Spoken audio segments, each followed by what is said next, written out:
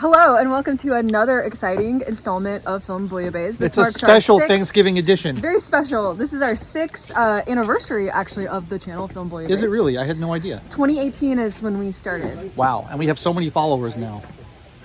Yes. Well, anyway, we always like to get together in Logan's sister's backyard here in Marietta, Georgia, and we're here to talk to you today about a very non-Thanksgiving themed It's a Thanksgiving classic. Or Oddity. Will be at one point. A future Thanksgiving classic, I predict. It is available on Prime, and it is Irish. Tell us a little bit about it without spoilers. The film Oddity is a wonderful horror film that is available on Shudder, and it involves a man and his wife in Ireland who have bought this kind of country house out in the middle of nowhere in Ireland, and things don't go well for them out there. And then the main woman has a sister who's a psychic and runs an oddity shop, hence the name of the movie. So things that I really liked about the film, other than the house is almost a character, but there's a golem. That's true. He's made of wood. It's not really a golem. No, it's not. But it is clay, like a wooden mannequin, life size, that is has some magical properties to it.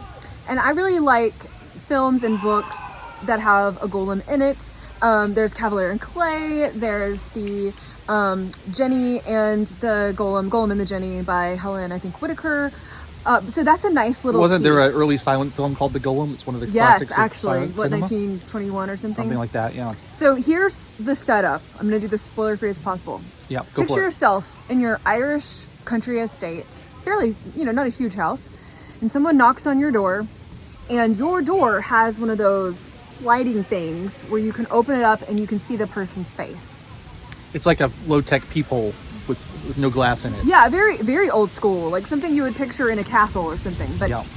There's a man on the other side of the door, and why don't you take it from here? Well, the man has one eye, which is creepy right Oh. off the bat. One of them is white. And he is warning that he is the woman who's staying in the house alone at night, which is a bad idea. He says that she's in danger. There's someone else in the house, and he's come to protect her and help her. But of course, it's a strange weirdo with one eye knocking on your door in the middle of the night, and you're not going to just let him in, because you'd be insane to do that.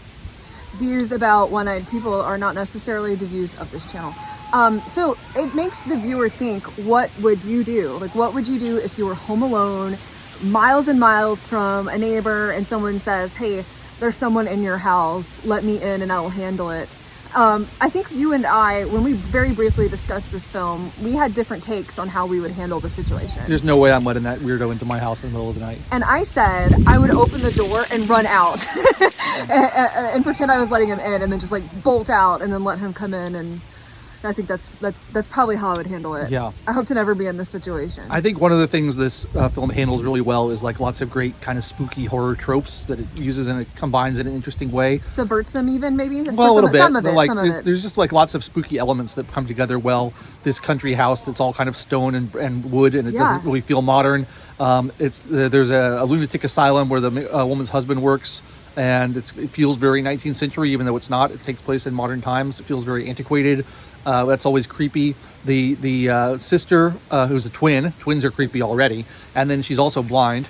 So like, there's a lot of weird, psychic blind twin stuff going on. And these are just great horror tropes that work well together to create an atmosphere of kind of unease and mystery of what's going on. So I found, other than the beginning, I found the film pretty predictable, honestly. The plot beats, you probably are going to know what they are. And for once, it did not impede my enjoyment of this film. Yes, I agree satisfying. completely. I think the plot is the weakest element of the film. It sort of, just runs through its paces, but the plot isn't really the point. It's the atmosphere that it creates and the feeling that it creates. It's definitely scary. I found it scary in parts. But yeah, it's not the most original story, but the story just isn't really what it's about, honestly. So we watched this on Shudder, which is an add-on channel on Prime, and there's other places I'm sure that you can get it. Yeah. One of the things I wanted to say that I really loved about this film, and it's something I think about in fiction a lot, is how divorced from its time period it is, and kind of timeless, because I think it's really a weakness if you tie your story too tightly to any like particular year, because then it feels like it's tied to that, and it limits its kind of universality and its universal appeal and your ability to kind of put yourself in that position in your own head. 2005 MySpace film, right? Yeah, so exactly. But this film, it takes place in the modern era. People have smartphones, they have cars and everything, but it doesn't lean on that too heavily And because of the nature of the house being so old-fashioned and the hospital being so old-fashioned, like it kind of feels like it could have taken place at any point in the last 200 years or so. And I really think that's a strength because it makes it so much more applicable to your own lives depending on when you watch it. Yeah, because they could trade out the smartphone for a regular cell phone or a landline phone or no phone at all. Yeah. So we really recommend this. Just a little bit of a shorter episode today, but I convinced Logan to watch it. And It's one of the best horror films I've seen. It came out in 2024 this year, right? It is. It's my favorite horror film of this year. I think it's mine too. It's the best one I've seen in quite a long time. So I'm really pleased that you talked me into watching it. It was excellent. Yeah, Recommend. it took me about 16 days before we watched it. So anyway, have a great Thanksgiving. Keep it real. Keep it real.